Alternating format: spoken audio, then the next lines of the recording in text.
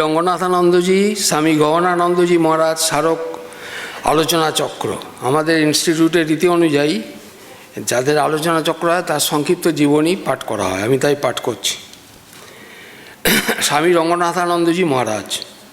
শ্রীমৎ স্বামী রঙ্গনাথানন্দজি মহারাজ 1908 খ্রিস্টাব্দের 15ই ডিসেম্বর কেরালা রাজ্যের ত্রিচূড়ের নিকটবর্তী ত্রিক্কুরে জন্মগ্রহণ করেছিলেন। মাত্র 17 বৎসর বয়সে মহীশূরের রামকৃষ্ণ মিশন আশ্রমে তিনি যোগদান করেন। 1926 খ্রিস্টাব্দে পূজ্যপাত শ্রীমৎ স্বামী শিবানন্দজি মহারাজের কাছে তিনি মন্ত্র দীক্ষা লাভ করেন। 1929 খ্রিস্টাব্দে তিনি ব্রহ্মচর্যে অভিষিক্ত হন। 1933 খ্রিস্টাব্দে পূজ্যপাত মহাপুরুষ মহারাজজির কাছেই তিনি সন্ন্যাস লাভ করেন। স্বামী বিবেকানন্দের পরে বেদান্ত ও বিজ্ঞানের সমন্বয় সাধন সম্ভবত মহারাজের শ্রেষ্ঠ কীর্তি। তিনি বিজ্ঞান ও ধর্মের মধ্যে কল্পিত ভেদরেখা মুছে দিতে চেয়েছিলেন। তার এহেন মহতী প্রচেষ্টার উৎকৃষ্ট উদাহরণ হল তিনটি প্রধান উপনিষদের উপরে রামকৃষ্ণ মিশন ইনস্টিটিউট অফ কালচারে তার প্রদত্ত বক্তৃতাবলী সম্বলিত তার বিখ্যাত গ্রন্থ দি মেসেজ অব দি উপনিষদস। একই মহতী প্রচেষ্টার উজ্জ্বল সাক্ষ্য বহন করে তাঁর আরও কয়েকটি মূল্যবান রচনা, যথা social responsibilities of public administration, enlightened citizenship and Democratic administration in the light off practical Vedanta. মহারাজের আরও অতি পরিচিত এবং বহুল প্রচারিত গ্রন্থরাজির মধ্যে রয়েছে eternal values for a changing society, universal message of the Bhagavad Gita. মহারাজজি 1962 থেকে 1967 খ্রিস্টাব্দ পর্যন্ত রামকৃষ্ণ মিশন ইনস্টিটিউট অফ কালচারের সম্পাদক পদে বৃত ছিলেন। বেদান্তের ঐক্যের বাণীর অনুসরণে তিনি জাতি ধর্মের ভেদাভেদকে উপেক্ষা করতেন। মানবিক মূল্যবোধের অবক্ষয়ে তিনি ব্যথিত হতেন। জনপ্রতিনিধিদের মধ্যে মানবিক মূল্যবোধ বিকাশের উদ্দেশ্য নিয়ে তিনি ন্যাশনাল একাডেমি অব অ্যাডমিনিস্ট্রেশন এবং দিল্লি ও মুসৌরির কেন্দ্রগুলিতে এবং ন্যাশনাল ডিফেন্স কলেজে মূল্যবান ভাষণ দিয়েছিলেন। এছাড়াও 1964 থেকে 1967 খ্রিস্টাব্দ পর্যন্ত তিনি ইন্ডিয়ান ন্যাশনাল কমিশনের সদস্য ছিলেন। ভারতবর্ষের সনাতন ধর্ম ও সংস্কৃতির সার্থক প্রতিনিধি হিসাবে 1946 থেকে 1986 খ্রিস্টাব্দ পর্যন্ত পূজ্যপাদ মহারাজজি বহুবার পৃথিবীর বিভিন্ন দেশ সফর করেছেন। 1961 খ্রিস্টাব্দে পূজনীয় মহারাজজি রামকৃষ্ণ মঠ ও রামকৃষ্ণ মিশনের অছি পরিষদের সদস্য নির্বাচিত হন। 1989 খ্রিস্টাব্দের এপ্রিল মাসে তিনি রামকৃষ্ণ মঠ ও রামকৃষ্ণ মিশনের সহ সংঘাধ্যক্ষের পদে বৃত হন। তারপর 1998 খ্রিস্টাব্দে তিনি সংঘ গুরুর পদে অভিষিক্ত হন। প্রথমে সহ সংখ্যাধ্যক্ষ এবং পরবর্তীকালে সংখ্যাধ্যক্ষ হিসাবে তিনি অসংখ্য ভক্ত নরনারীকে মন্ত্র দীক্ষা দান করেন। পূজনীয় রঙ্গনাথানন্দজি মহারাজ 96 বৎসর বয়সে 25 এপ্রিল 2005 খ্রিস্টাব্দে রামকৃষ্ণ লোকে যাত্রা করেন। শ্রী সুকুমার চন্দ্র ভৌমিক, শ্রীমতী শক্তিরানী ভৌমিক ও শ্রী হিরণময় ঘোষ চৌধুরী, শ্রীমতী কৃষ্ণা ঘোষ চৌধুরীর পৃষ্ঠপোষকতায় এই স্মারক বক্তৃতা আয়োজিত। এরপরে স্বামী গহনানন্দজি মহারাজ। রামকৃষ্ণ মঠ ও মিশনের চতুর্দশ সংঘাধ্যক্ষ শ্রীমৎ স্বামী গহনানন্দজি মহারাজ অধুনা বাংলাদেশের শ্রীহট্ট জেলার পাহাড়পুরে 1916 খ্রিস্টাব্দের 4 অক্টোবর জন্মগ্রহণ করেন। পিতার নাম রাজকৃষ্ণ রায়চৌধুরী ও মাতা শুভময়ী দেবী।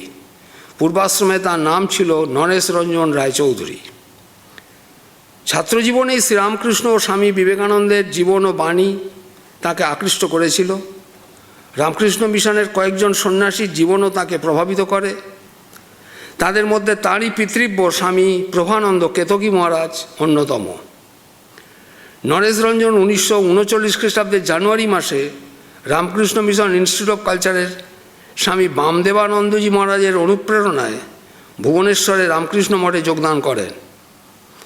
মঠের তৎকালীন অধ্যক্ষ পূজ্যপাত স্বামী নির্বাণানন্দজি তাঁকে সাদরে গ্রহণ করেন। 1944 খ্রিস্টাব্দের 25 ফেব্রুয়ারি তাঁকে ব্রহ্মচর্য দীক্ষা দেন স্বামী বিরজানন্দ। তার নাম হলো ব্রহ্মচারী অমৃত চৈতন্য।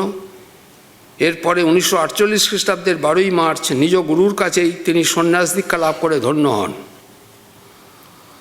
ভুবনেশ্বর থেকে মঠ কর্তৃপক্ষের নির্দেশে 1942 খ্রিস্টাব্দে তিনি কলকাতার অদ্বৈত আশ্রমে চলে আসেন। 1947 খ্রিস্টাব্দে তিনি মায়াবতীতে এসে ধ্যান জপের মধ্যে নিজেকে বিলীন করে দেন। 1953 খ্রিস্টাব্দে তিনি মেঘালয়ের শিলং আশ্রমে যুক্ত হন। 1958 খ্রিস্টাব্দে স্বামী গহনানন্দ কলকাতার শিশু মঙ্গল চিকিৎসালয়ে আসেন। 1958 থেকে 1963 খ্রিস্টাব্দ পর্যন্ত 5 বছর সেখানে একনিষ্ঠ সেবক হিসাবে অক্লান্ত পরিশ্রম করেন। তারপর সেখানকার সম্পাদক রূপে 1985 খ্রিস্টাব্দ পর্যন্ত মোট 27 বছর ওই হাসপাতাল অত্যন্ত দক্ষতার সঙ্গে পরিচালনা করেন। গহনানন্দের চেষ্টায় শিশু মঙ্গল শৈশবাবস্থা কাটিয়ে সেবা প্রতিষ্ঠান রূপে বিশাল কলেবর প্রাপ্ত হয়। গহনানন্দজি সেবা প্রতিষ্ঠান পরিচালনার পাশাপাশি রামকৃষ্ণ মঠের অচি পরিষদ এবং রামকৃষ্ণ মিশনের পরিচালক সমিতির সদস্যরূপেও 1965 থেকে 1979 পর্যন্ত দায়িত্ব পালন করেন। এরপর 1979 থেকে 1989 খ্রিস্টাব্দ পর্যন্ত তিনি সংঘের অন্যতম সহকারী সাধারণ সম্পাদক রূপে ও 1989 খ্রিস্টাব্দে সাধারণ সম্পাদকের দায়িত্ব গ্রহণ করেন। 1980 খ্রিস্টাব্দে রামকৃষ্ণ সংঘের দ্বিতীয় মহাসম্মেলনের প্রধান উদ্যোক্তাদের অন্যতম স্বামী গহনানন্দজি মহারাজ সংঘের অন্যতম সহাধ্যক্ষ নিযুক্ত হন 1992 খ্রিস্টাব্দে। কাঁকুড়গাছি স্থিত যোগোদ্যান মঠেরও তিনি অধ্যক্ষ ছিলেন। 2005 খ্রিস্টাব্দের 25শে মে পূজ্যপাদ মহারাজ সংঘের চতুর্দশ সংঘাধ্যক্ষ নির্বাচিত হন। তারপর থেকে মহারাজের কৃপা যেন শত সহস্র ধারায় ভক্তবৃন্দের উপর বর্ষিত হতে থাকে। অবশেষে 2007 খ্রিস্টাব্দে 4 নভেম্বর স্বামী গহনানন্দজি মহারাজ রামকৃষ্ণ লোকে যাত্রা করেন। স্বামী গহনানন্দজি স্মারক বক্তৃতা শ্রীমতী সুস্মিতা ভাওয়ালের পৃষ্ঠপোষকতায় আয়োজিত। স্বামী রঙ্গনাথানন্দজি ও স্বামী গহনানন্দজি মহারাজ স্মারক আলোচনা চক্রে বলবেন। স্বামী জ্ঞানসুধানন্দজি মহারাজ অরুণ মহারাজ বেলুর মঠে, স্বামী সিদ্ধেশানন্দজি মহারাজ সুকুমার মহারাজ কথামৃত ভবন, স্বামী বেদস্বরূপানন্দজি মহারাজ সনদ মহারাজ গোলপার্ক মিশন। সভাপতি স্বামী সুপর্ণানন্দজি মহারাজ। বিষয় স্বামী বিবেকানন্দের জীবন ও বাণী।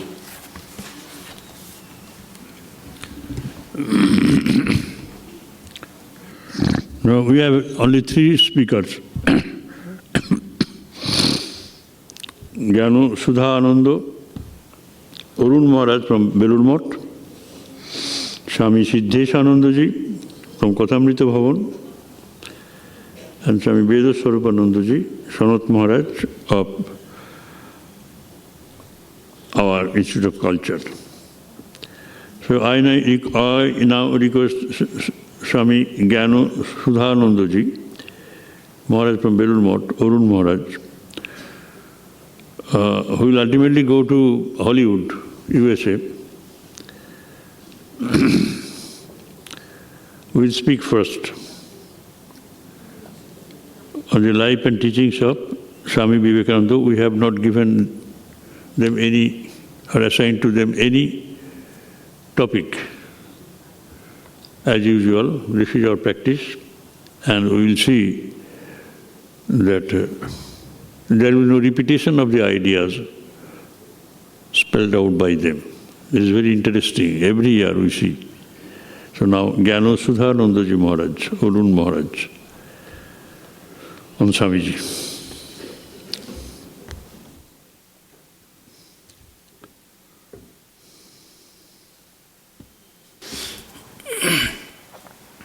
So your topic, first you announce your topic, yeah?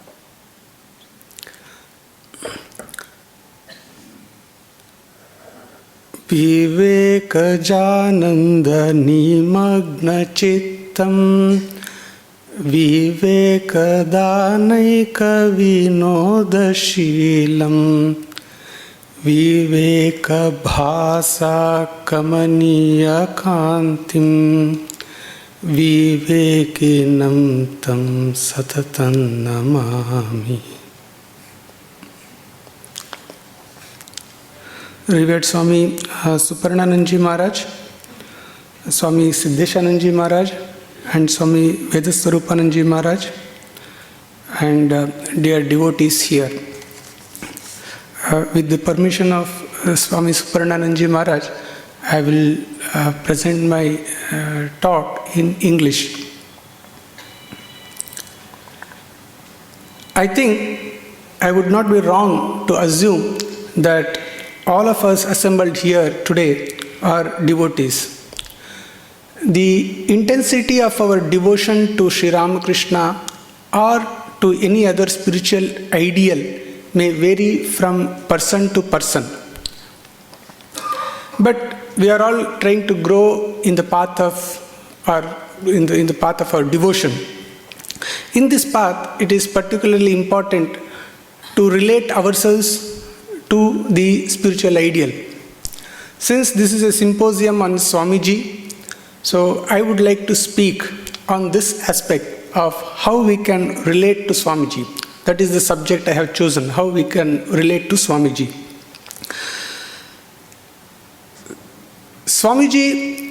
Swamiji's biography, I'm sure most of you or all of you have read. It is very, very interesting. Not just interesting, it is thrilling, it is ennobling and inspiring. For the purpose of our discussion today, let us say that Swamiji's personality had two aspects. One, the divine aspect, and the other, the human aspect. Ideally speaking, we should be able to relate to either or both of these aspects of Swamiji's personality. In an article published in December 1986 issue of the Prabuddha Bharata, Mary Louise Burke, the famous author of Swami Vivekananda in the West, New Discoveries, has discussed this topic very beautifully.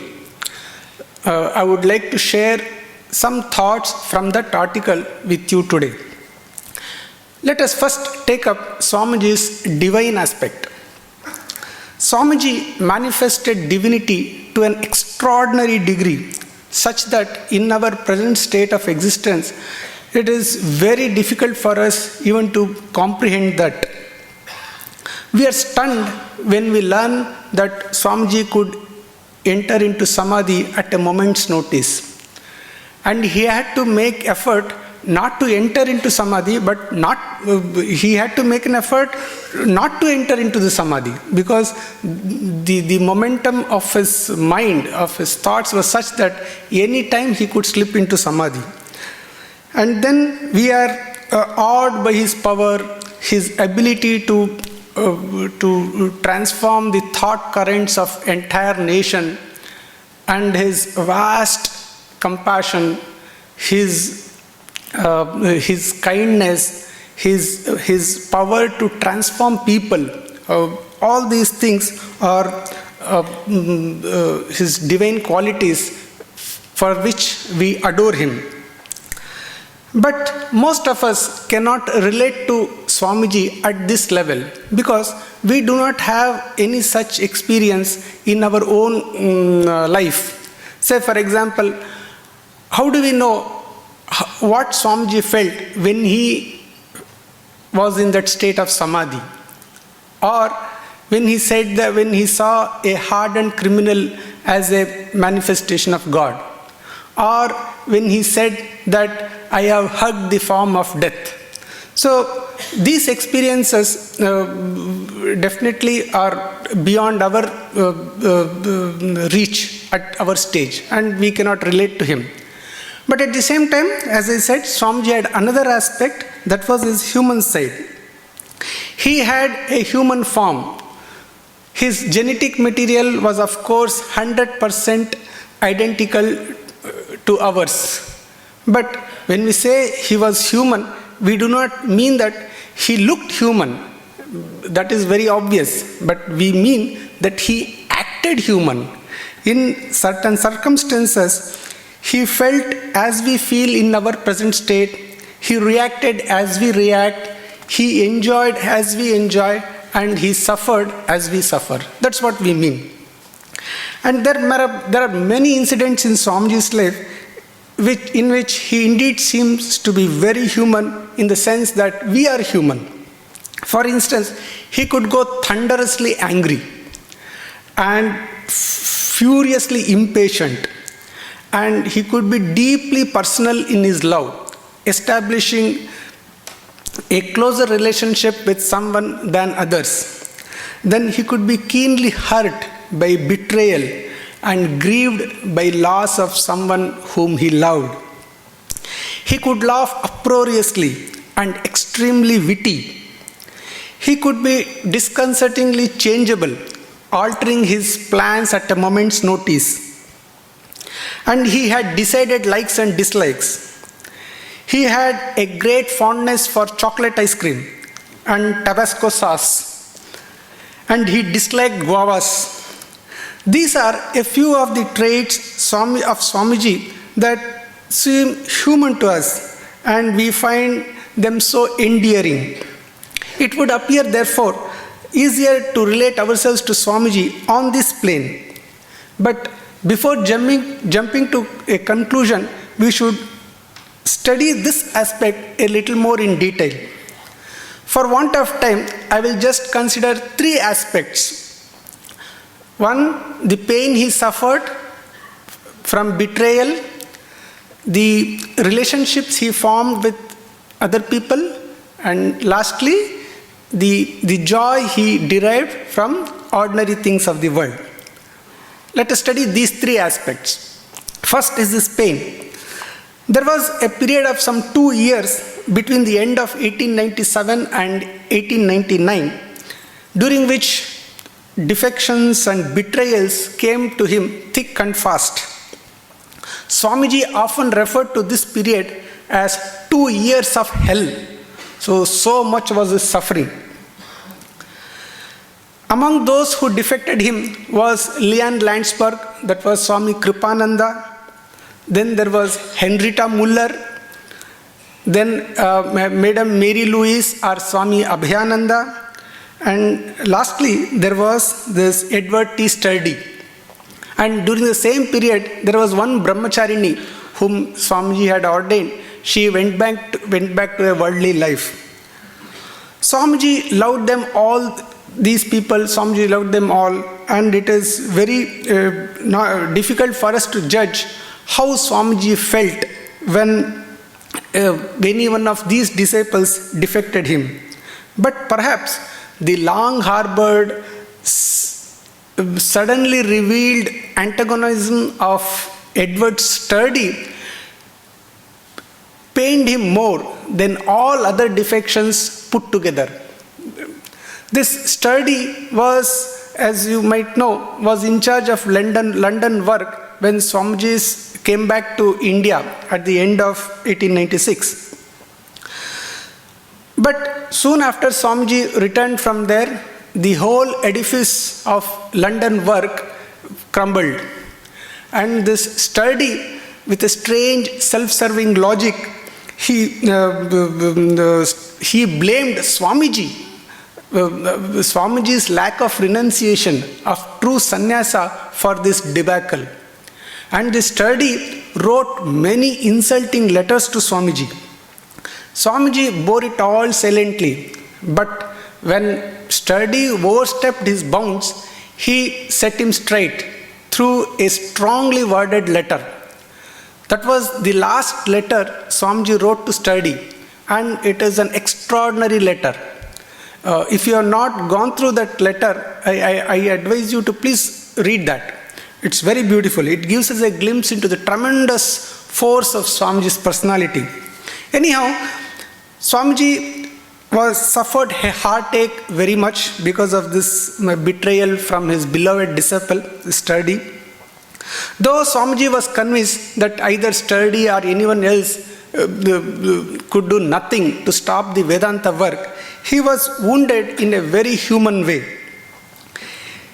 A few months later, Swamiji, when he went back to America, he stayed in Ridgely Manor, and there he expressed his grief before Mrs. Bull. And Nivedita, she writes that Mrs. Bull was reduced to tears listening to Swamiji's grief.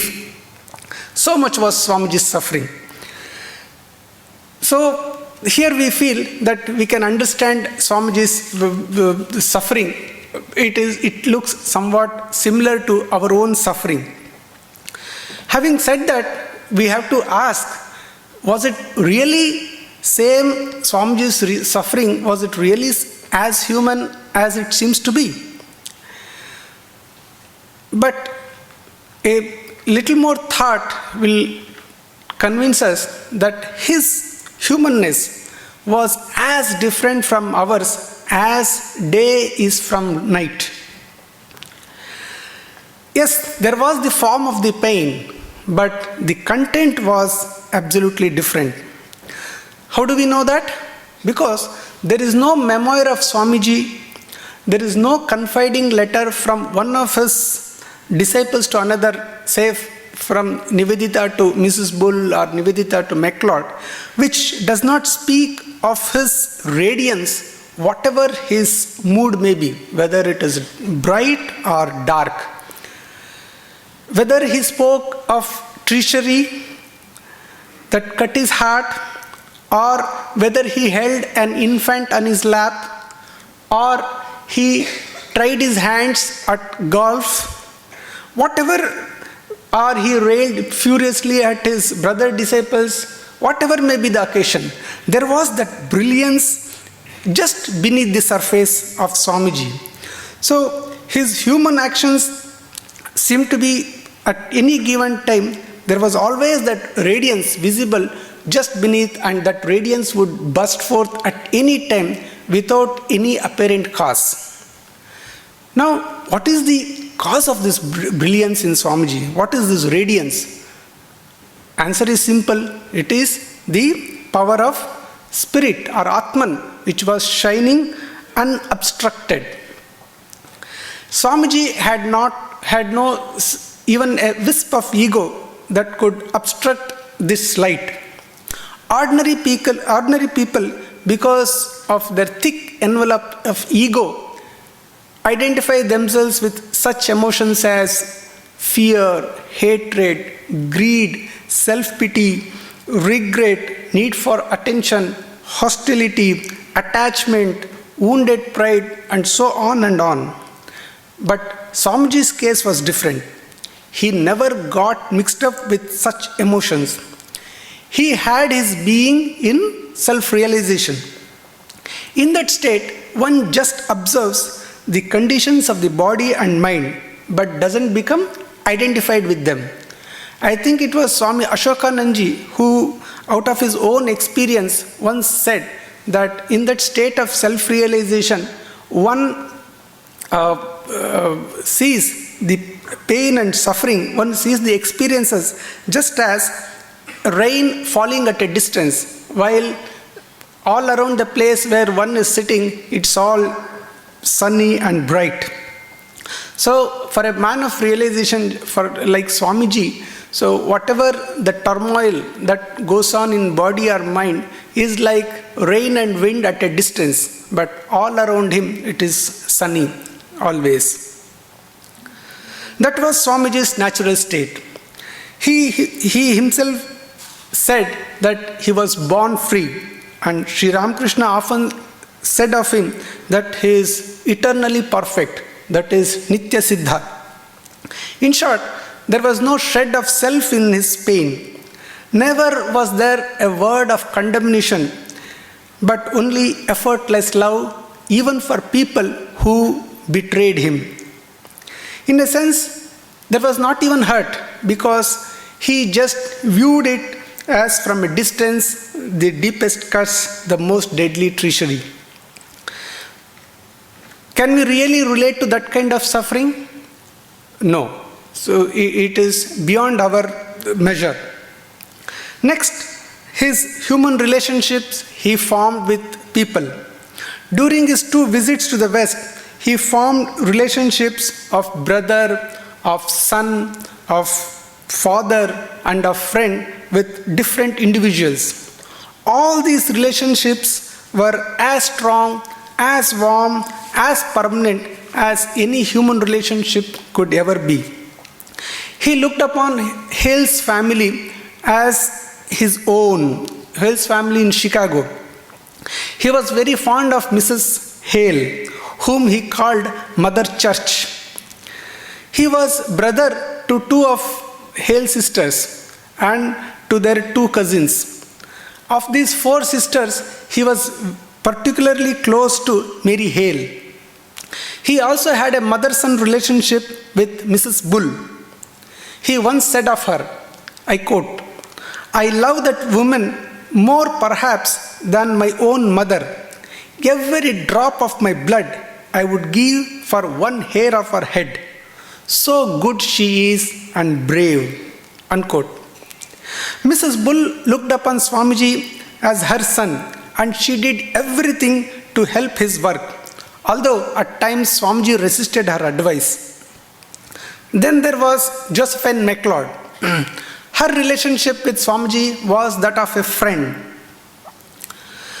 To all his disciples, Swamiji was father, but towards Nivedita and Christine, he seems to have felt an extra fatherly affection and concern. So we find that during his life on earth, Swamiji developed these various human relationships with various people. Many incidents in his life show him to be supremely approachable, supremely loving, and supremely human in all these relationships. But what is the difference between our love and his love? His love was 100% free of attachment and all that goes with it. It was love for the divinity that he saw within everyone. If that is so, one may ask, why did he love then some people more than others? Why did he not love everyone equally? The point is, wherever there is form, there is bound to be differences and relationships. Even the love of personal God to man, and for the man to personal God, there is this relationship. Swamiji, the relationships Swamiji formed on earth with a few chosen people exemplified the different modes of God's love for man and his infinite approachability. Swamiji loved just as God loves, simply, without strings, without fuss, without demands. And he was approachable as God is approachable, open-armed. Although he did indeed seem to be closer to some, there was none whom he did not love.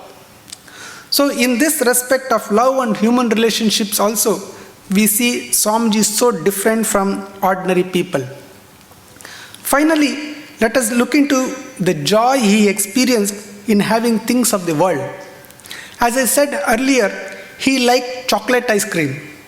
He cooked marvelous dishes and ate them with relish. He doused his food with Tabasco sauce. He ate meat. He smoked cigars and a pipe. And he was filled with glee when one of his doctors told him that smoking was good for his health. He went to the opera and in time came to enjoy Western music.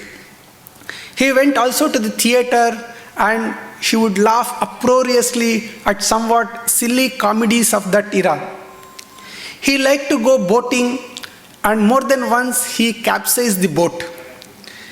He performed acrobatics with the dignified Mr. Leggett balancing him on his legs.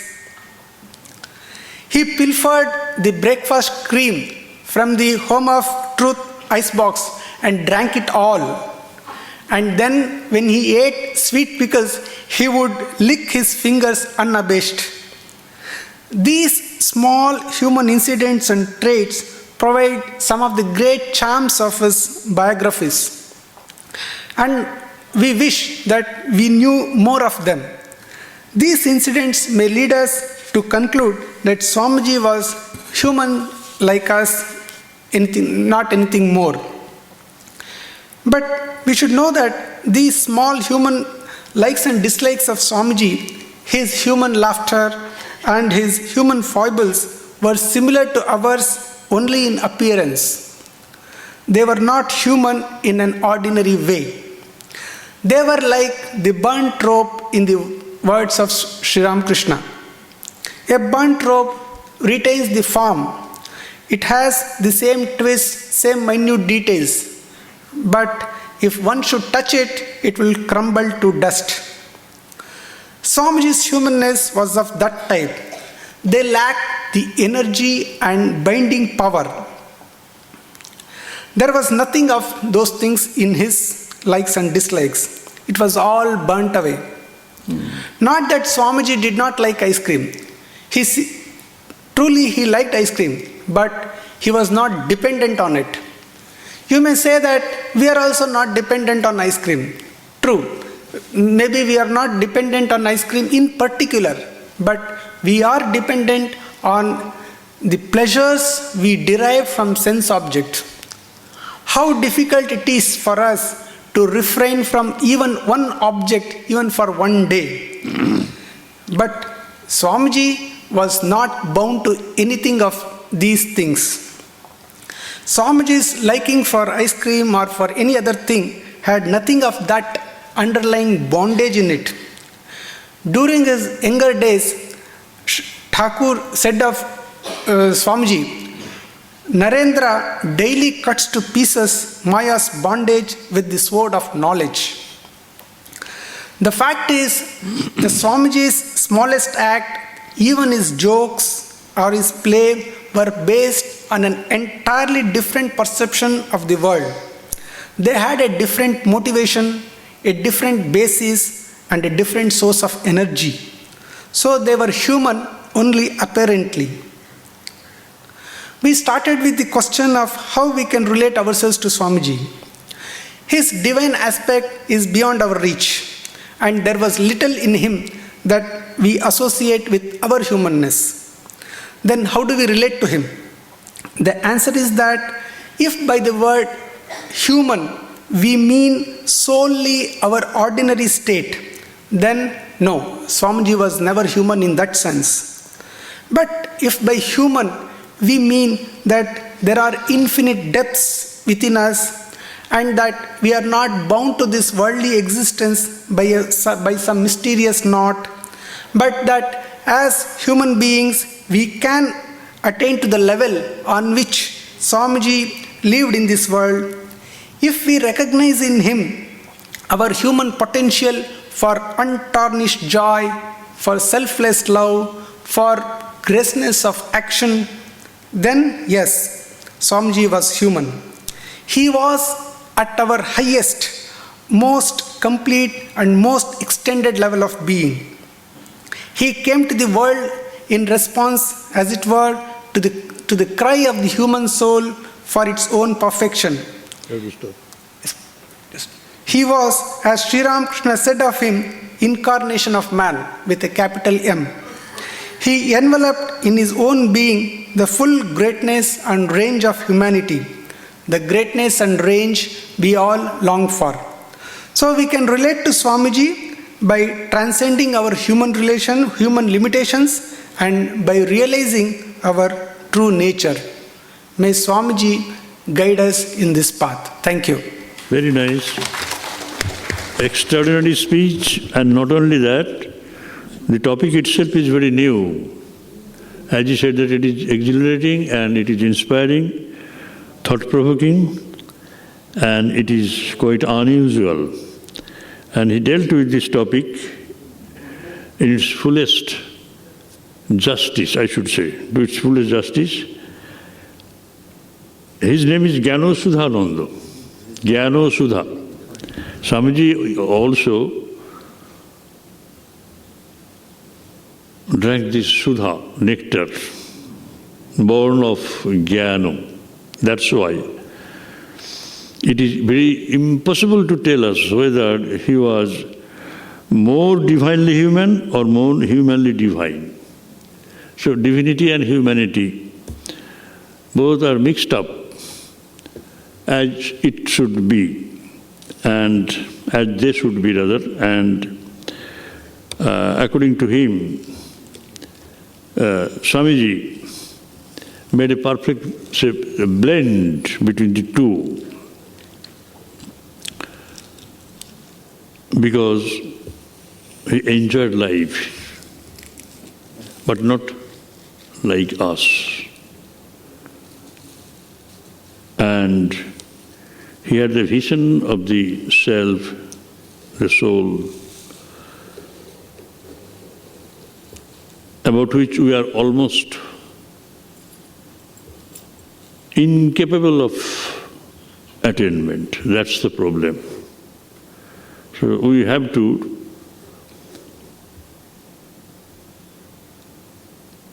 take rest rather simply by analyzing his life that way, but it is beyond our capacity to have the taste of that great attainment.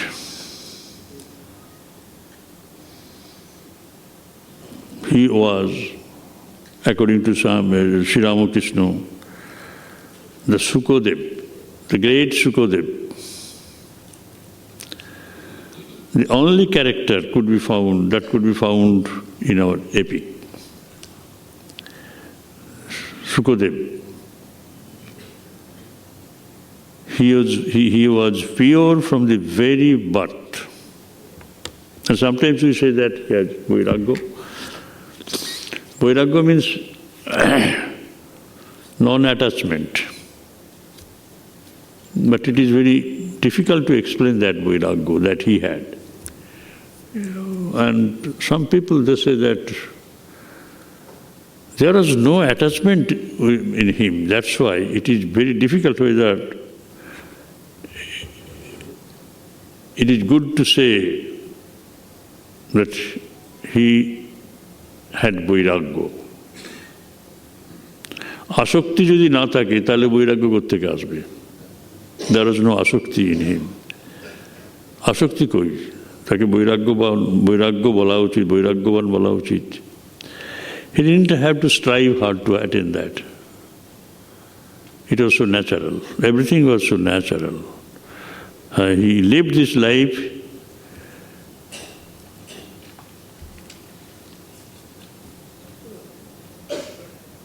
he enjoyed it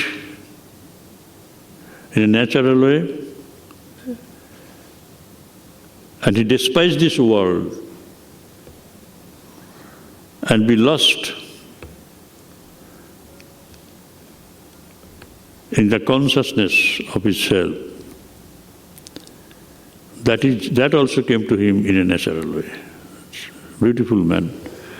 And here we get, here we just feel that a speaker in the making. It is maybe maiden speech over here, and in so many places I do not know. I have never heard a full speech that he made elsewhere. He made some announcement, very clear announcement, in a clear voice, clear terms. But here we see a full-fledged topic.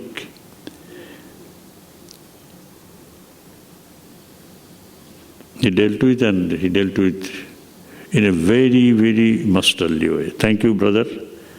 Now, এখন সিদ্ধেশানন্দজি মহারাজ, কথামৃত ভবন, তিনি কথামৃত ভবনের অধ্যক্ষ।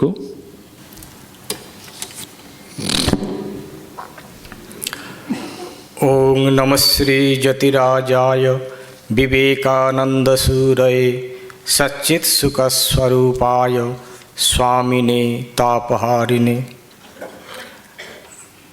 आज के पूज्यपाद श्रीमद स्वामी रंगनाथानंद जी महाराज एवं पूज्यपाद श्रीमद स्वामी गहरानंद जी महाराजेर स्मारक बक्तृता সেই উপলক্ষে আজকে স্বামীজির অনুধ্যান, তাই এখানে আমরা উপস্থিত হয়েছি। প্রথমেই মঞ্চে প্রবিষ্ট পূজ্যপাদ শ্রীমদ স্বামী সুপর্ণানন্দজি মহারাজকে আমার সশ্রদ্ধ প্রণাম নিবেদন করছি এবং স্বামী বেদস্বরূপানন্দজি মহারাজকে প্রণাম জানাচ্ছি, আর স্বামী জ্ঞানসুধানন্দজি মহারাজকে প্রীতি শুভেচ্ছা জানাই। এবং আজকে আপনারা সকলে যারা ঠাকুরমা স্বামীজির সন্তানগণ, তাদেরকেও আমার সশ্রদ্ধ প্রীতি শুভেচ্ছা এবং আন্তরিক অভিনন্দন জানাচ্ছি আজকের এই স্বামীজির অনুধ্যানে আমরা উপস্থিত হতে পেরে। আর আজকে যাদের এই স্মারক বক্তৃতা পূজ্যপাদ মহারাজ স্বামী রঙ্গনাথানন্দজি মহারাজ এবং স্বামী গহনানন্দজি মহারাজ, তাঁদের চরণে রাতুল চরণে সশ্রদ্ধ প্রণাম নিবেদন করি। এনাদের জীবন আদর্শই আমাদের যেন স্বামীজির প্রতিচ্ছবি ফুটে ওঠে। আমরা যদি মহারাজের জীবনটাকে ভালো করে আমরা পর্যবেক্ষণ করি, যদি সেটিকে অনুধাবন করি, সেখানেই স্বামীজিকে আমরা প্রত্যক্ষ রূপে যেন উপলব্ধি করতে পারব। স্বামীজি এসেছিলেন, তিনি ধর্মস্থাপনার্থায় পরতত্ত্বে সদা লীন রামকৃষ্ণ সমজ্ঞয়া যো ধর্ম স্থাপনরত বীরে সংতং নমাম্যহম। এই স্বামীজির আসার উদ্দেশ্যই ধর্ম স্থাপনার্থায়। ঠাকুর সেটি পূর্বেই জানতেন এবং যখন তার স্বামীজির সাথে সাক্ষাৎ হয়েছিল তখনই তিনি চিনে নিয়েছিলেন যে যার প্রয়োজন ছিল আশার জগতের, তিনি অবতীর্ণ হয়েছেন। কারণ জগতের প্রয়োজনেই তার আবির্ভাব। অবতাররা স্বেচ্ছায় শরীর ধারণ করে আসেন, নিজেদের কোনো প্রয়োজনে নয়, মানুষের প্রয়োজনে, জগতের প্রয়োজনে। তাই সেই সমাধিস্থ নরঋষি তিনি স্বেচ্ছায় শ্রীরামকৃষ্ণের আহ্বানে মর্তে আগমন। আমরা তাই দেখব স্বামীজি তিনি নিজের প্রয়োজন ছাড়াই স্বপ্রয়োজনে অভাবে অপি এই শরীর ধারণ এবং তিনি মানুষের জন্যে, জগতের জন্যে আধ্যাত্মিক এবং জাগতিক দুইভাবেই যাতে জগৎকে আবার নতুন করে তাকে আবার স্বমহিমায় সেটিকে স্থাপনা করা যায়, স্বমহিমা যাতে তারা প্রতিষ্ঠিত হতে পারে, সেই জন্যে তার এই যে অবদান বা স্বামীজির যে প্রচেষ্টা, ঠাকুর তাকে সেই শক্তি দিয়েই তৈরি করেছিলেন যাতে তিনি এই জগতের কাজ করতে পারেন। তাই ঠাকুর তিনি আগেই জানিয়ে দিয়েছিলেন যে নরেন শিক্ষা দেবে। ঠাকুর শ্রীরামকৃষ্ণ তিনি এই জাগতিক শিক্ষার, প্রথাগত শিক্ষার মধ্যে তিনি আসেননি, কিন্তু আরেকটি অবতার তিনি জাগতিক এবং পারমার্থিক এই উভয় শিক্ষাই তিনি লাভ করে জগৎকে শিক্ষা দিয়ে গেছেন। সেই জন্যই আমরা দেখি ঠাকুর তাকে জগতের প্রয়োজনে, অন্য কোনো উদ্দেশ্যে নয়, জগতের প্রয়োজনেই স্বামীজিকে কতভাবে তাকে ধরে রাখার জন্য জগতে। কারণ এনারা এসছেন সেই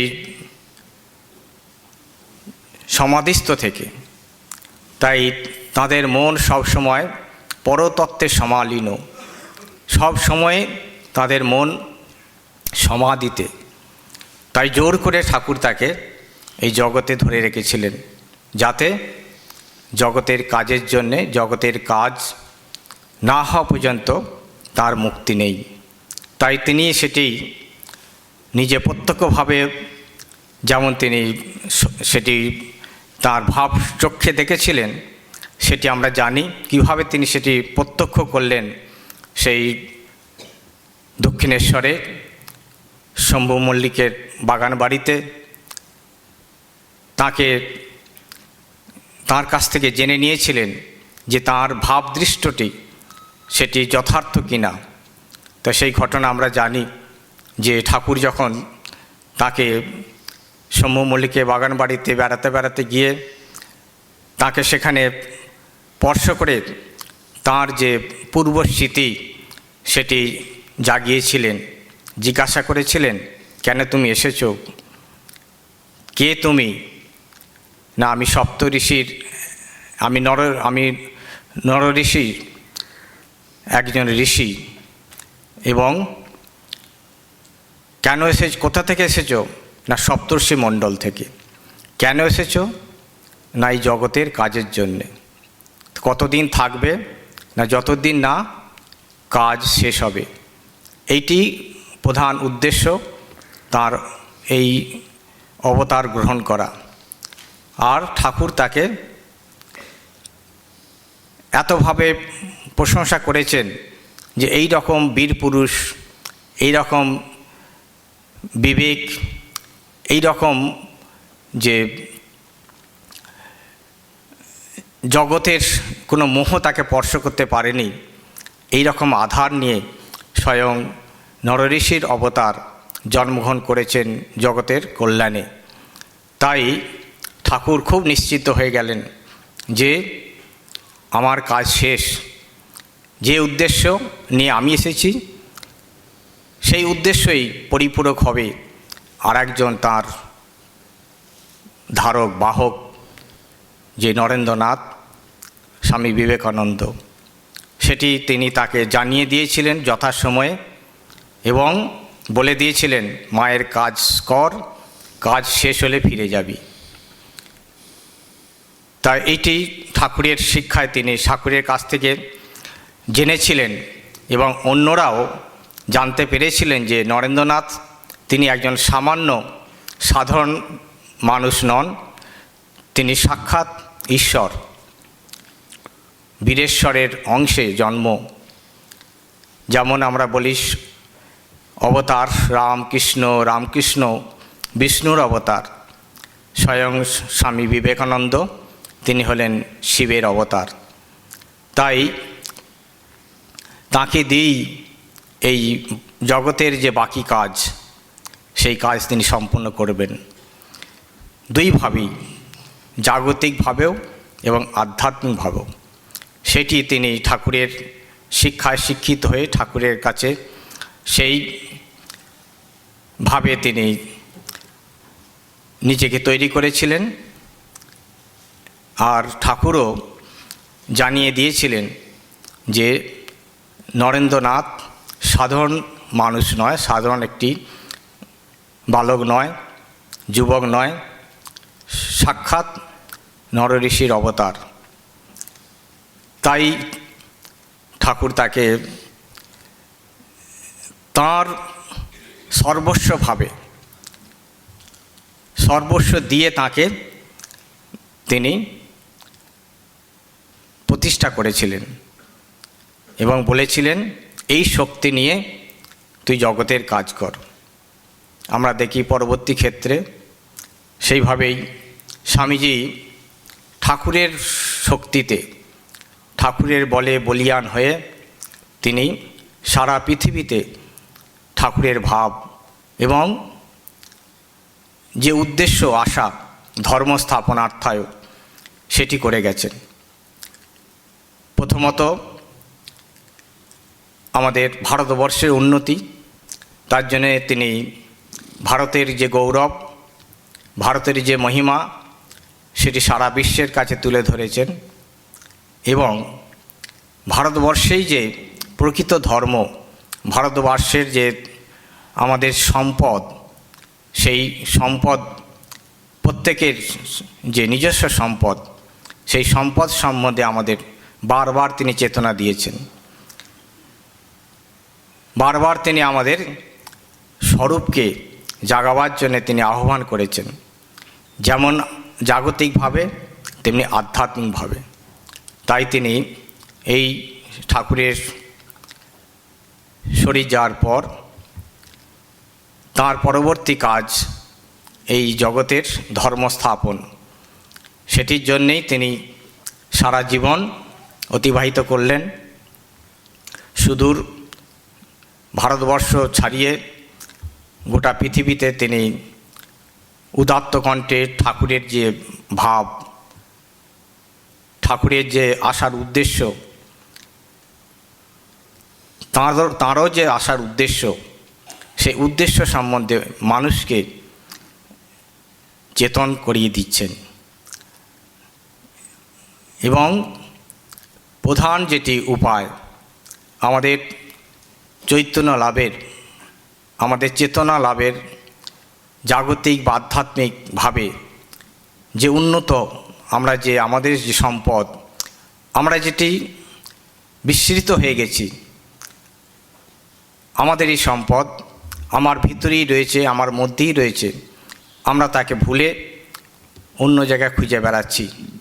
সেইটিকে জাগানোর জন্যেই স্বামী বিবেকানন্দ তিনি মানুষের ঘরে ঘরে, মানুষের দ্বারে দ্বারে নিজেকে তিনি বিকিয়ে দিলেন। নিজের সমস্ত শ্রম পরিশ্রম দিনের পর দিন, মাসের পর মাস তিনি এই মানুষের চেতনার জন্যে তার শ্রমকে তিনি মানুষের কাছে প্রেরণ করলেন। তিনি এই যে এত দিনের পর দিন, একদিনে হয়তো একাধিক যে বক্তৃতা, সেই বক্তৃতা তো নিজের জন্যে নয়, সেই বক্তৃতা এটি হলো মানুষের জন্যে, জগতের জন্যে। আর সেটি কি না, যেটি স্বামীজির এবং ঠাকুরের যে ভাব, ত্যাগ আর সেবা, এই ত্যাগ আর সেবাই আমাদের নিজেদের যে সম্পদ সেটিকে আমরা ফিরে পেতে পারি। আমাদের যে প্রত্যেকের যেটি আমাদের লুকায়িত রয়েছে যে সম্পদ, সেটি পুনরুদ্ধার করতে পারি। তার এই দুটি উপায়, একটি হলো ত্যাগ আর সেবা। সেটি ঠাকুরের শিক্ষাটি তিনি জেনেছিলেন যে শিবজ্ঞানে জীবের সেবা। প্রত্যেক জীবের মধ্যেই সে শিব রয়েছে, সেই শিবকে শিব ভেবে, জীবকে, জীবের ভিতর যে শিব সুপ্ত রয়েছে, সেই শিবের সেবার দ্বারা আত্মান মোক্ষার্থম জগৎ হিতায়, এইটি স্বামীজির প্রধান যে একটি আমাদের শিক্ষা। ঠাকুর বলেছেন নরেন শিক্ষা দেবে, সেই শিক্ষায় তিনি আমাদের শিক্ষিত করে গেছেন, জানিয়ে দিয়েছেন, জানাচ্ছেন যে এই আত্মান মোক্ষার্থম জগৎ হিতায়চ, মনুষ্য জীবনের উদ্দেশ্য আমাদের মনুষ্যত্ব, ঈশ্বর লাভ, অজ্ঞানতা দূর করা। এই অজ্ঞানই আমাদের যত দুঃখের মূল, দুঃখের কারণ।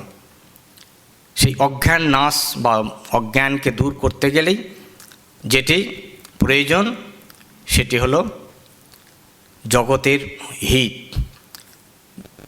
জগতের সেবা, জগতের মধ্যে যে ঈশ্বর রয়েছেন সেই ঈশ্বরের সেবা। সবার মধ্যে ঈশ্বর রয়েছে, সেই সেবার দ্বারাই আমরা আমাদের যে অজ্ঞান, আমাদের যে মনের যে সমস্ত মলিনতা, মনের যে সমস্ত দুঃখ কষ্ট, সেটি আমরা অনায়াসে নাশ করতে পারি। এই স্বামীজির একটি যেটি উপদেশ, তিনি যেটি আমাদের শিক্ষা দিয়েছেন যে ত্যাগ আর সেবার মাধ্যম দিয়ে আমরা এই নিজেদের জন্ম জন্মের যে সমস্ত আমাদের অজ্ঞান মলিনতা, সেটি আমরা নাশ করতে সম্ভব, সক্ষম। তো সেইটি আমাদের কাছে একটি প্রধান উপায়, যেটি স্বামীজি তিনি সারা জীবন তিনি পরিশ্রম করে, অক্লান্ত পরিশ্রম করে 39 বছর বয়সেই তিনি কাজ শেষ করে ফিরে গেলেন। যে এবং যাওয়ার আগে তিনি আমাদের দিয়ে গেলেন একটি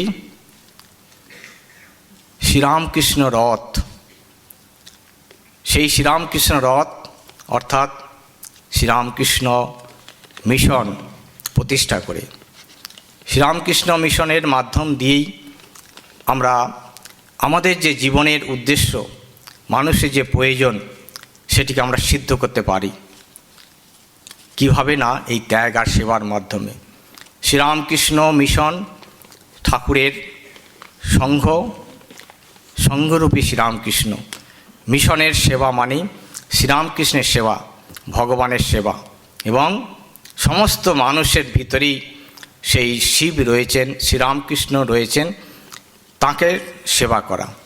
এই সেবা করতে করতেই আমাদের যে চিত্ত, সেই চিত্ত শুদ্ধ হবে এই কর্মের মাধ্যমে। কর্ম নয়, স্বামীজি বলেছেন এটি সেবা, সেবাযোগ, কর্মযোগ নয়, আরও আগিয়ে গেলে সেটিকে বলা হয় সেবাযোগ।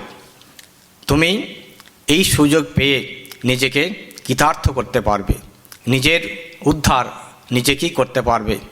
আত্মান মোক্ষার্থম, নিজের মুক্তির জন্যেই এই জগতের সেবা। তা এইটি আজকে আমাদের কাছে একটি পরম উপাদেয়, পরম আশ্রয়, যে আমরা যে স্বামীজি ঠাকুরের এই যে ভাব আদর্শ, যেটি স্বামীজি তিনি আমাদের চোখের সামনে আমাদের কাছে তুলে দিয়ে গেছেন, যে মানুষের সেবা করো। ঠাকুর তো শুধু মন্দিরে নেই, তিনি সবার মধ্যে রয়েছেন, তা সব মানুষের মধ্যে রয়েছেন। তো মানুষের সেবার দ্বারাই এই যেটি আমাদের উদ্দেশ্য সেটি সফল হতে পারে। আর বিশেষ করে বলবো, আমাদের যে রামকৃষ্ণ মিশন, এই সেবার আদর্শে কত কত মহাপুরুষ মানুষ তারা মুক্ত হয়ে যাচ্ছেন। আজকে যাদের এই স্মারক বক্তৃতা পূজ্যপাদ শ্রীমৎ স্বামী গহনানন্দজি মহারাজ, তাঁর জীবন এই যে ত্যাগের সেবার আদর্শ, সেবা আদর্শে তিনি আমাদের কাছে একজন আদর্শ। কিভাবে তিনি এই সেবা দিয়ে স্বামীজির প্রদর্শিত পথে কিভাবে তিনি সেবার দ্বারাই মুক্ত হয়ে গেছেন, তিনি আমাদের আদর্শ হয়ে আছেন। সকলের আমাদের অন্তরে তিনি অবস্থান করছেন। আবার স্বামী পূজ্যপাদ রঙ্গনাথানন্দজি মহারাজ, তাঁরও জীবন স্বামীজিময়। স্বামীজির যে ভাবে তিনি অনুপ্রেরণা, স্বামীজির অনুপ্রেরণাতে তাঁর জীবনটা যেন দ্বিতীয় স্বামী বিবেকানন্দ বলে অনেকের কাছেই মনে হতো। তাই আজকের এই শুভ সন্ধ্যায়, আজকের এই বিশেষ অনুষ্ঠানে, আজকে এখানে পূজ্যপাদ মহারাজ স্বামী সুপর্ণানন্দজি মহারাজ আমাকে সুযোগ দেওয়ার জন্যে মহারাজের কাছে আমি কৃতজ্ঞ এবং মহারাজের চরণে প্রণাম নিবেদন করি। আপনারা যারা এখানে উপস্থিত হয়েছেন, আপনারাও এই সুযোগ দিয়েছেন স্বামীজিকে কিছুক্ষণ অনুধ্যান করার, স্মরণ করার সুযোগ। ঠাকুর মা স্বামীজির কাছে প্রার্থনা করি তারা আমাদের সৎ পথ এবং সৎ বুদ্ধি দিয়ে আমাদের যেন জীবনকে আরও ভগবত পথে অনুপ্রেরণা দেয়। ওম শান্তি শান্তি শান্তি, হরি ওম তৎসৎ। বাহ, শ্রীদেশানন্দজি আমাদের খুব সুন্দর করে স্বামীজির কথা, আগমনের তাৎপর্য তার ব্যাখ্যা করলেন। তিনিও এসেছিলেন ধর্ম সংস্থাপনের জন্য, পরতত্ত্বে সদা লীন হয়ে, অর্থাৎ সেই যেটা বললাম যে জন্মসিদ্ধ পরতত্ত্বে সদা লীন, মানে আত্মতত্ত্বে বা চৈতন্য তত্ত্বে বা ব্রহ্মতত্ত্বে সদা লীন। কিন্তু তবু তাকে যে ধর্মস্থাপনরত, তার ধর্মস্থাপনের ভিতটা অন্যরকম ছিল, রীতিটাও অন্যরকম ছিল। ঠাকুর লেখাপড়া শেখেননি, কিন্তু লেখাপড়া শেখার দরকার আছে। স্বামীজি ছিলেন প্রচণ্ড লেখাপড়া শেখা লোক, এবং এই দুয়ের সংমিশ্রণেই ধর্ম স্থাপন করা হলো সমস্ত পৃথিবী জুড়ে। এবং এই অপূর্ব ধর্ম, আমাদের এই ধর্ম স্থাপনের যে দুটো চিন্তা, সেটা ব্যাখ্যা করলেন উনি। ধর্মে প্রবৃত্ত করলেন, কর্মে প্রবৃত্ত করলেন আমাদের। এই ধর্ম কর্ম দুটি আলাদাভাবে ছিল, সেটি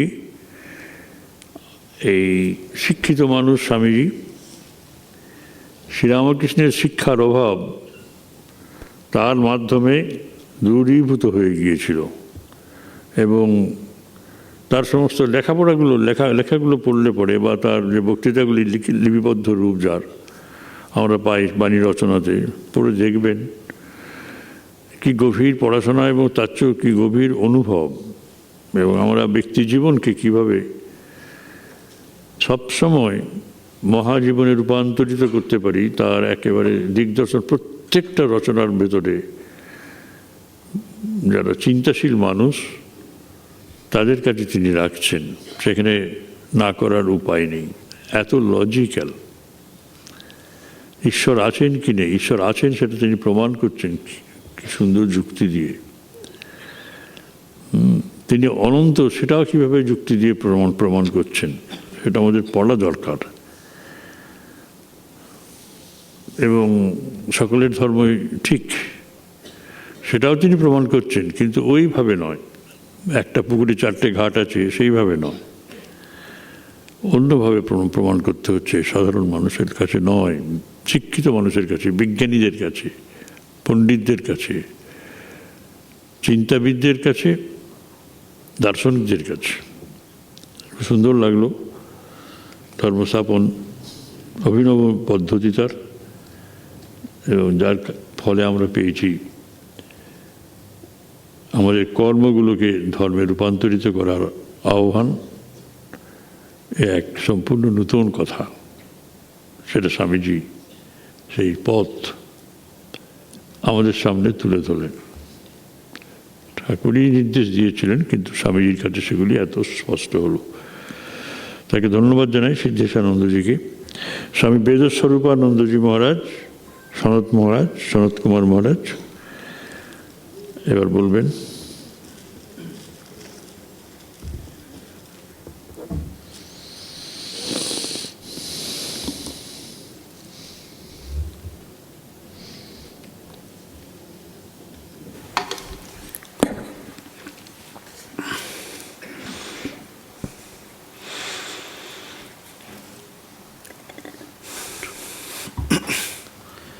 ओम नमः श्री यतिराजाय विवेकानंद सूरये सच्चित सुख स्वरूपाय स्वामिने तापहारिणे।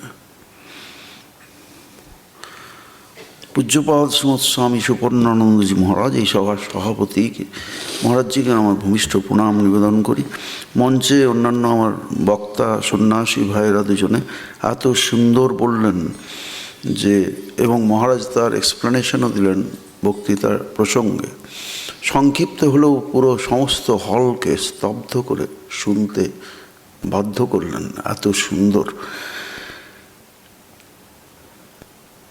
আর আমাদের প্রিয় শ্রীরামকৃষ্ণ সারদা বিবেকানন্দ ভাবানুরাগী শ্রোতৃমণ্ডলী, আজ এই শুভ সন্ধ্যায় আমরা যে মহামানবের দিব্য জীবন ও বাণীর অনুধ্যানে সমবেত হয়েছি, বিষয় স্বামী বিবেকানন্দের জীবন ও বাণী। 20 মিনিটের মধ্যে তাকে বিধৃত করতে হবে, খুব কম সময়, কিন্তু যথাসাধ্য চেষ্টা হবে। যার অনুধ্যানে আমরা সমবেত, বিশ্বের কোটি কোটি মানুষের হৃদয়াসনে আজ তিনি পরম শ্রদ্ধার আসনে প্রতিষ্ঠিত হয়ে আছেন। এই প্রণাম মন্ত্রে তাঁরই অভিবন্দনা, নমশ্রী যতিরাজায় বিবেকানন্দ সুরয়ে। এই মহান ধর্মসংঘ প্রতিষ্ঠার শতাব্দীকালেরও অনেক বেশি সময় পেরিয়ে আমরা আজ দেখছি মধ্য গগনে সূর্যের মতো তিনি দীপ্তিমান এবং স্বপ্রকাশ, তিনি ভাস্বর। আবার প্রবল ঝঞ্ঝার মতো তিনি দুর্দমনীয় তেজ শক্তির আকর, খনি একদম।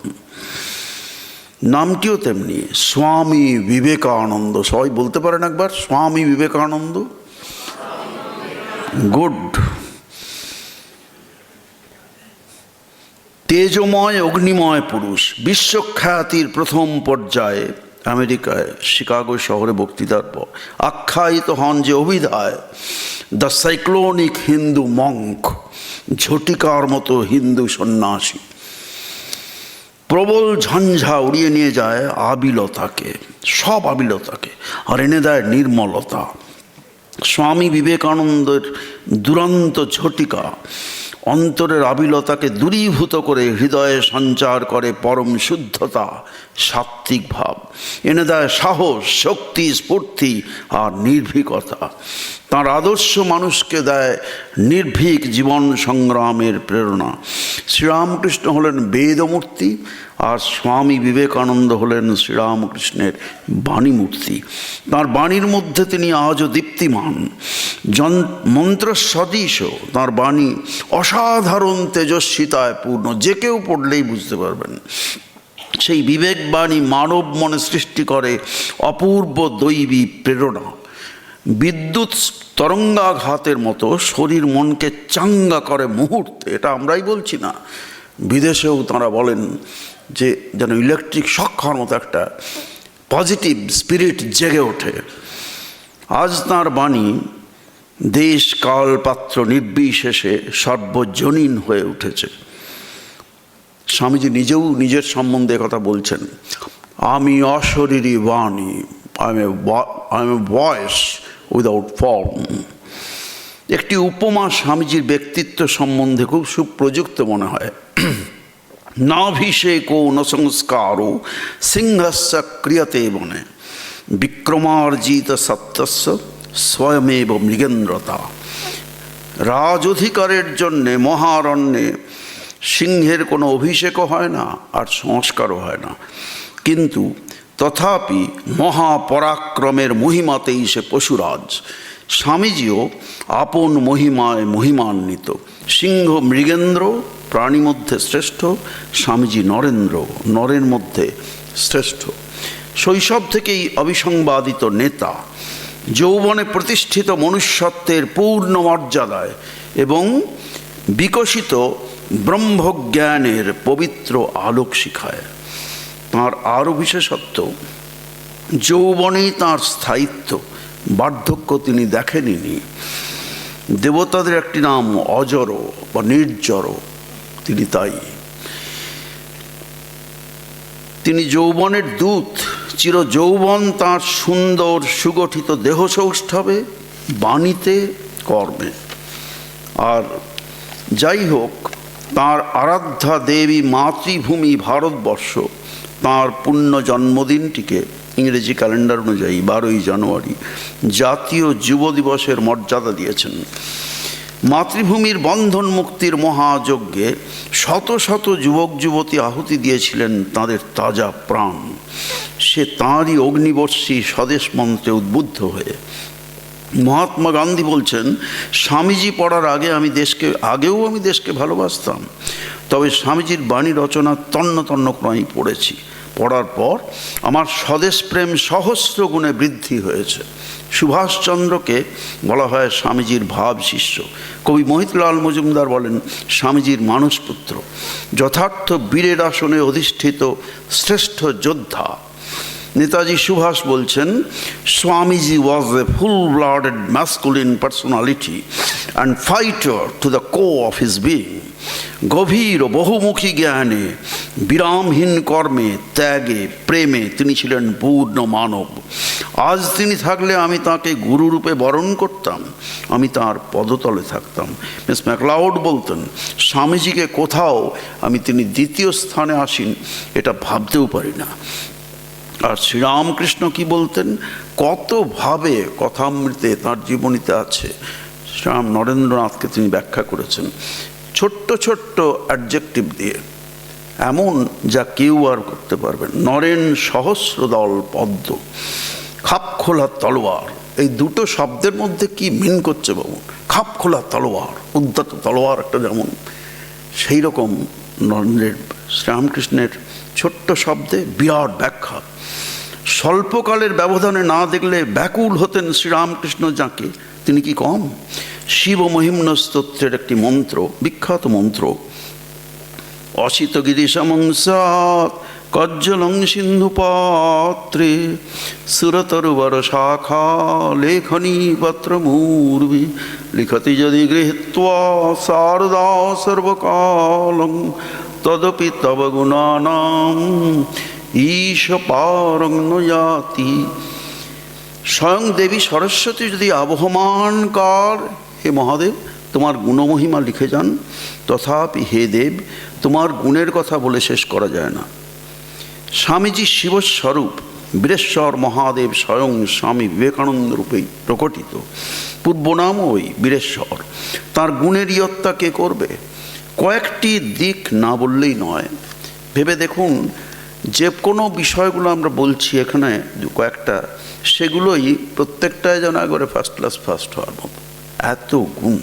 স্বাস্থ্য গঠনে, ক্রীড়া, কুস্তি, জিমন্যাস্টিক্স, অশ্বারোহণ, নৌচালনায় দক্ষতা, বিজ্ঞান, প্রযুক্তি, শিল্প, সাহিত্য, কলা, কৃষ্টি ও সংস্কৃতি, সমাজ চেতনা, দর্শন, কাব্যনৈপুণ্য একাধিক ভাষায় এবং বাংলা, ইংরেজি ও সংস্কৃত ভাষার সঙ্গে ছিল রন্ধনবিদ্যা, অসাধারণ রান্না করতে পারতেন, এবং সমাজ চেতনা এইসবের সঙ্গেও ছিল ভারত তাঁর অসাধারণ।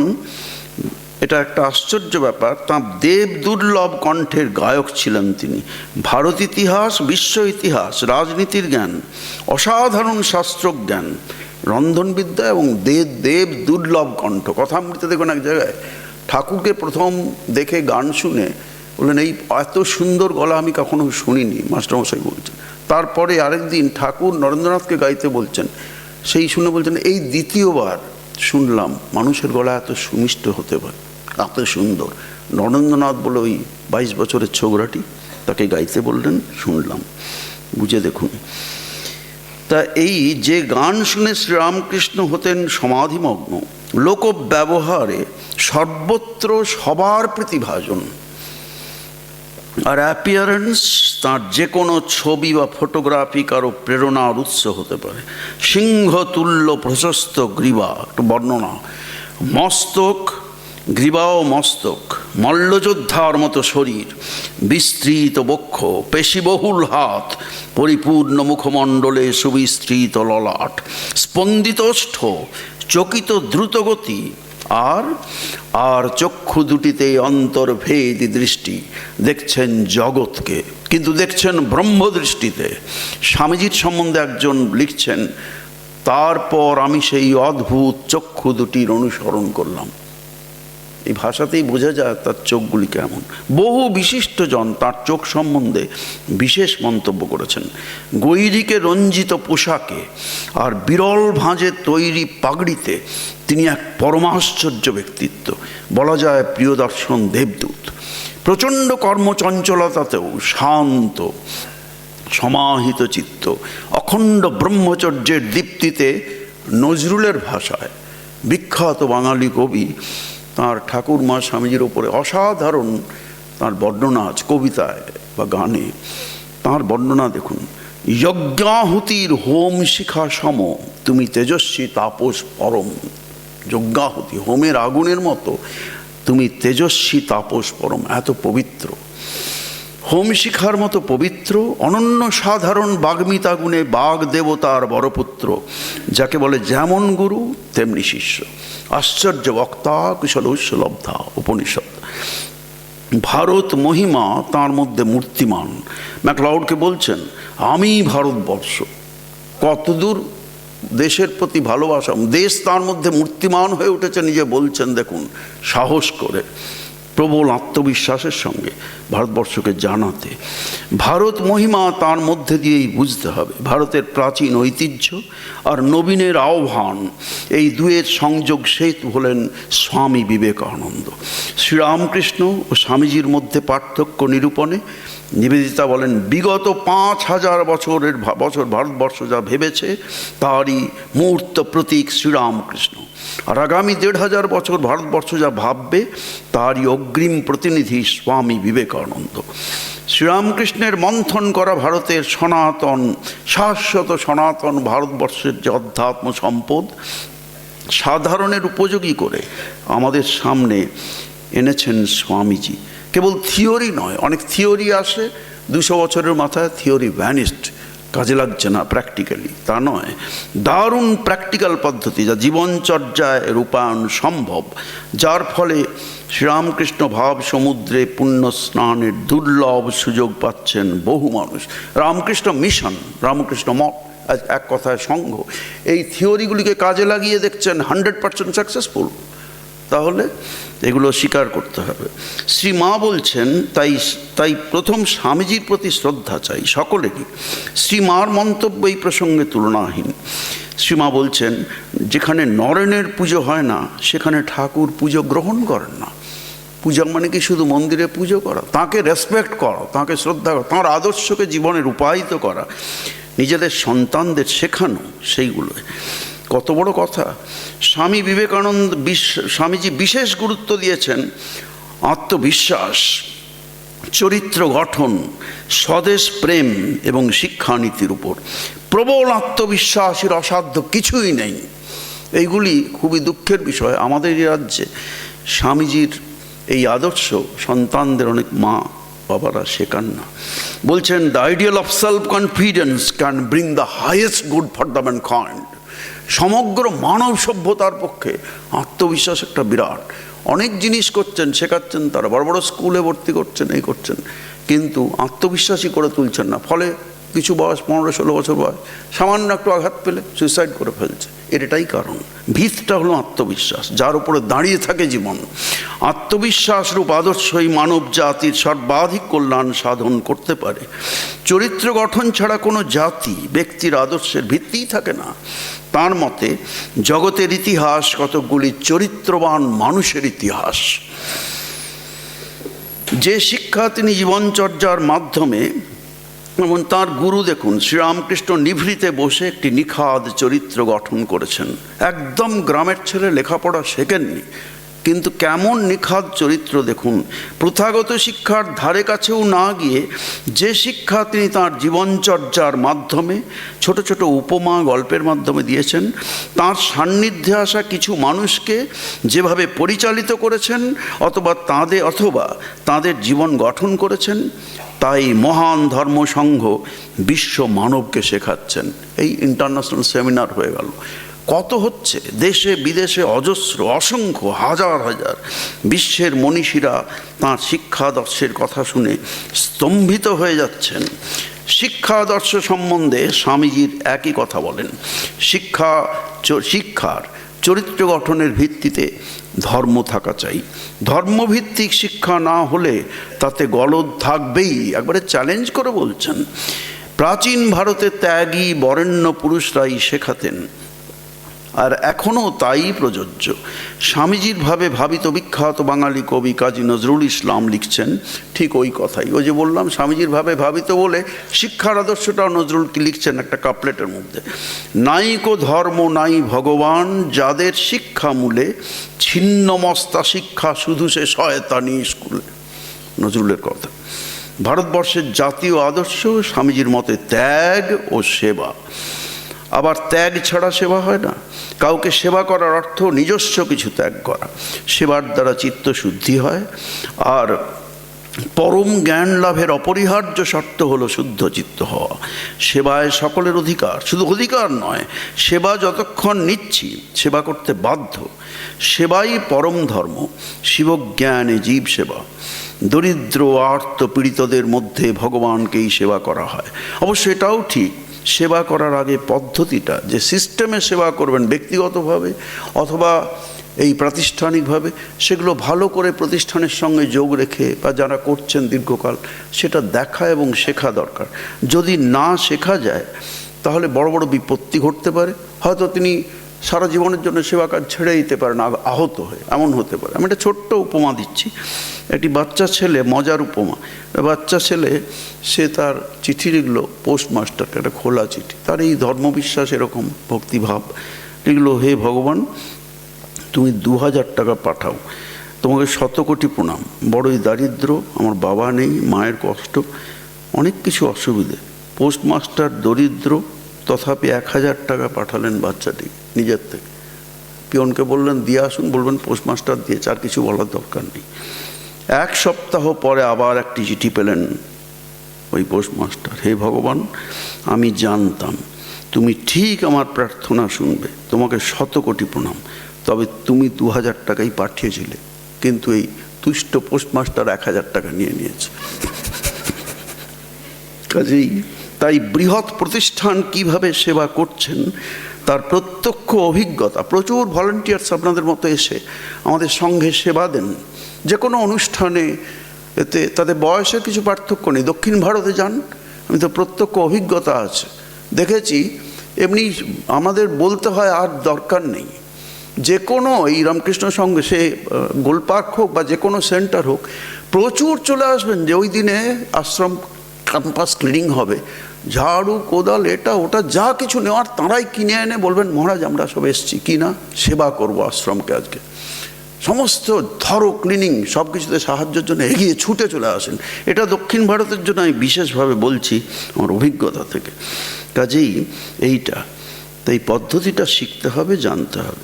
এখন তাই এই স্বামীজি স্বল্পায়ু জীবনে নিজেকে নিঃশেষে উজাড় করে দিয়েছিলেন সমকালে চরম দুর্দশাগ্রস্ত দরিদ্র পীড়িত তাঁর স্বদেশ ভূমির কল্যাণে, আর মানবতার পূজারী হিসেবে সর্বজনীন আদর্শ প্রতিষ্ঠায় বিশ্ব মানবের কল্যাণে।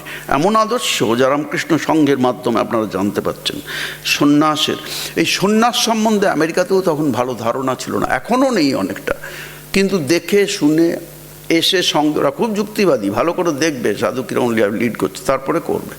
তখন ধারণাই ছিল না। স্বামীজি একটা অসাধারণ বক্তৃতা দিলেন সন্ন্যাসের ওপরে, একবারে স্তব্ধ হয়ে শুনলেন কি বিরাট আদর্শ, মহৎ আদর্শ সন্ন্যাসের। সব শেষে সন্ন্যাসের এত প্রশংসার পর নিজেই স্বামীজি বলছেন হল ভর্তি মানুষকে, কিন্তু সন্ন্যাসের বিরুদ্ধে আমার একটা অভিযোগ আছে। কি? সবাই অবাক, এই রকম বলার পরে কি অভিযোগ? সন্ন্যাস সমাজ থেকে শ্রেষ্ঠ মানুষগুলিকে তুলে নেয়, কিন্তু তুলে নিয়ে আমরা কি পালাচ্ছি সোসাইটি থেকে? না, সোসাইটিকেই ফিরিয়ে দিচ্ছি, কাজেই সেবা করছি। তাই সমালোচকের প্রশ্ন, সন্ন্যাসী হয়ে নিজের দেশকে এত ভালোবাসেন কেন? কারণ স্বামীজিকে বলা হয় প্যাট্রিয়ট প্রফেট, তিনি স্বদেশ প্রেমিক সন্ন্যাসী। স্বামীজির দৃপ্ত উত্তর যে নিজের মাকে সেবা করতে পারে না, অন্যের সেবা করবে কিভাবে? স্বদেশ প্রেমের হাত ধরেই আসবে বিশ্বপ্রেম।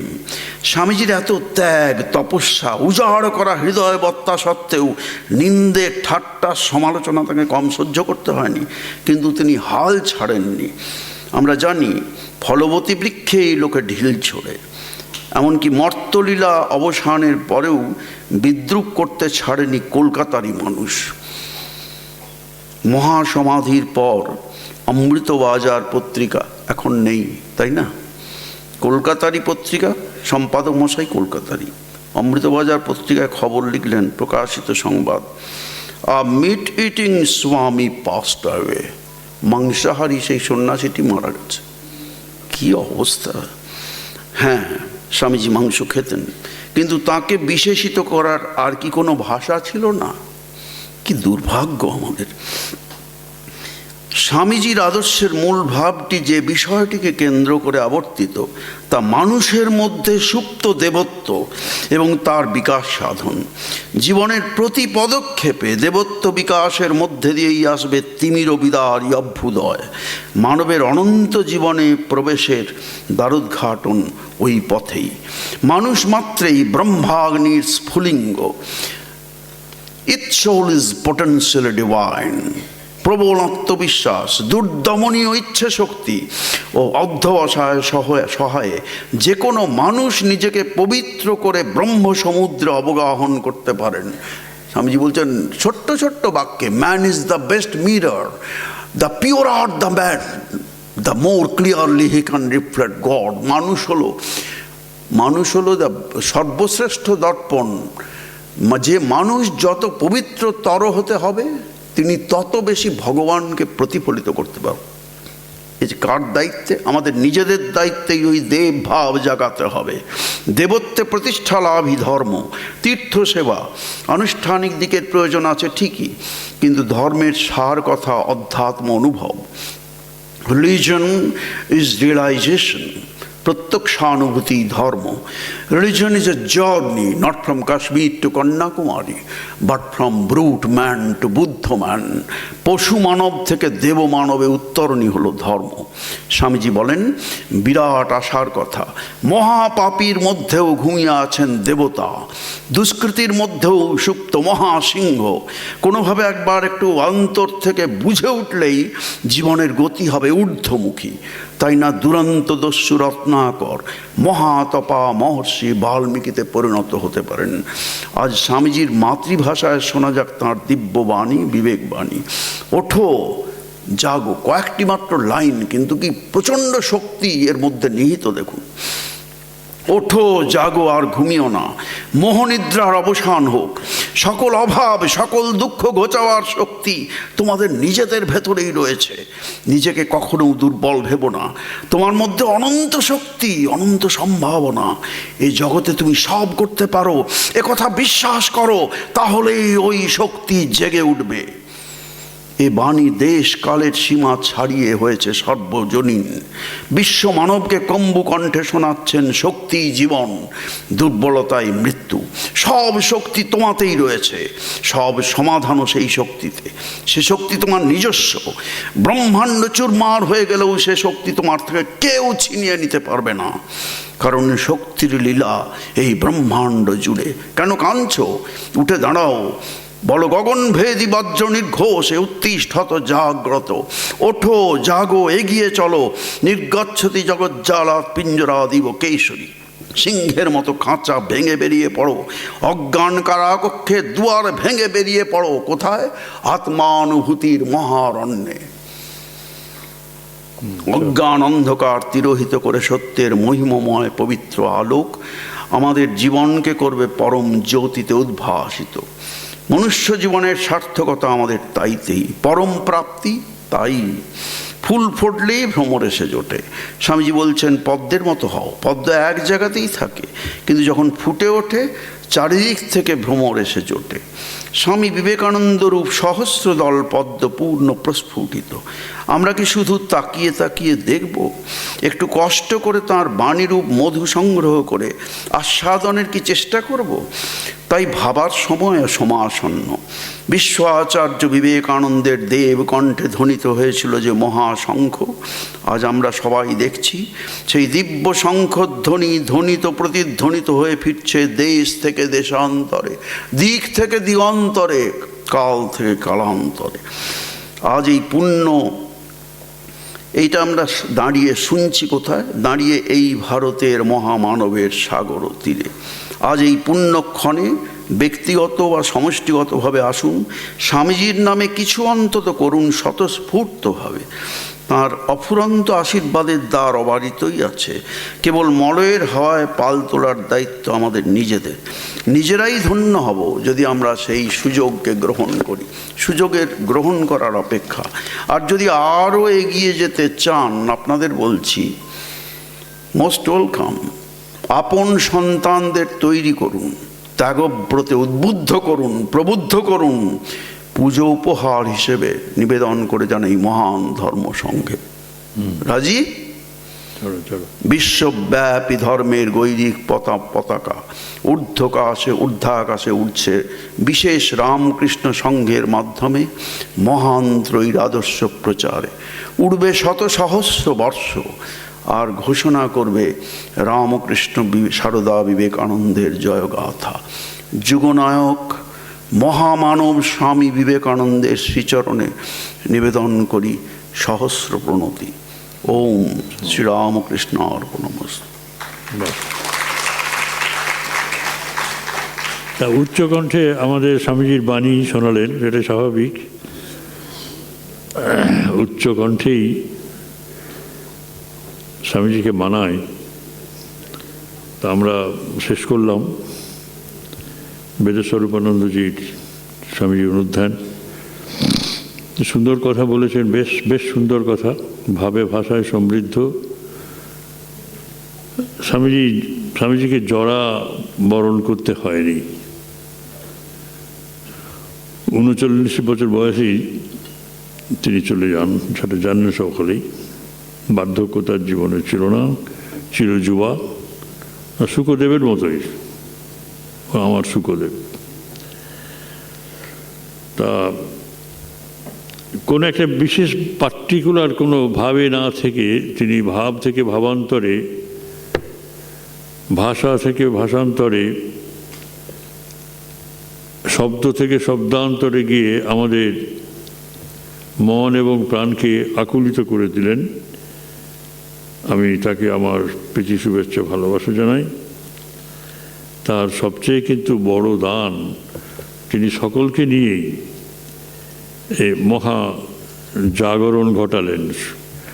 তার পরিকল্পনার মধ্যে কাউকে ব্রাত্য করে রাখেননি, কেউ বাইরে ছিল না তার।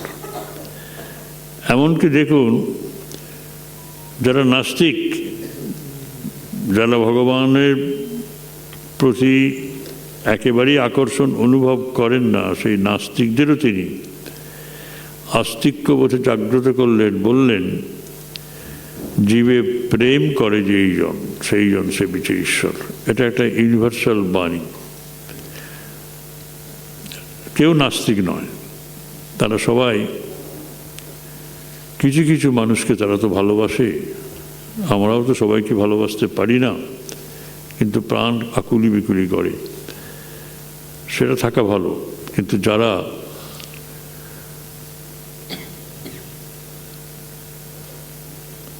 নাস্তিক, তাদের জীবনেও ভালোবাসা আছে, তাদেরও স্ত্রী, সন্তান, পরিবার, পরিজন, আত্মীয় স্বজন, এদের জন্য চিন্তা ভাবনা রয়েছে। তাদেরও অন্তত পোষা কিছু পশু পাখিও থাকে। এই প্রেম হৃদয়ে সবার। সুতরাং আমাদের এগোতে হবে সেইভাবেই। কেউ বাইরে নেই, স্বামীজির চিন্তা জগতে কেউ অচ্যুত নন, অস্পৃশ্য নন। এমন একটি ইউনিভার্সাল ভাব তিনি আমাদের দিয়ে গেলেন যে তুমি, তোমার ভেতরে প্রেম আছে তো, ভক্তি আছে তো, ভালোবাসা আছে তো, ব্যাস।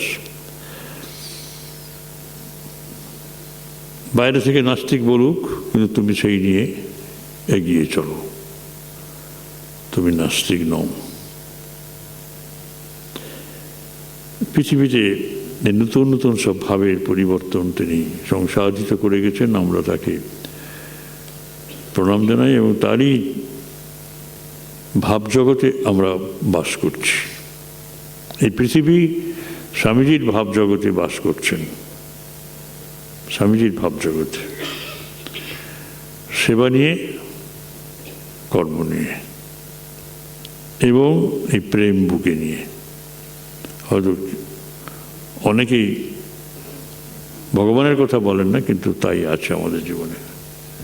আমাদের আজকে স্বামীজি প্রণাম শেষ হলো। আপনাদের সকলকে ধন্যবাদ এবং আমি এই তিন বক্তাকে জ্ঞানশুদ্ধানন্দ, শুদ্ধা নয়, জ্ঞানশুদ্ধানন্দ, সিদ্ধেশানন্দ এবং বেদস্বরূপানন্দজি, এই তিনজন বক্তাকে আমার প্রীতি শুভেচ্ছা ভালোবাসা জানাই। আপনাদেরও শ্রদ্ধা ভক্তি জানাই। নমস্কার।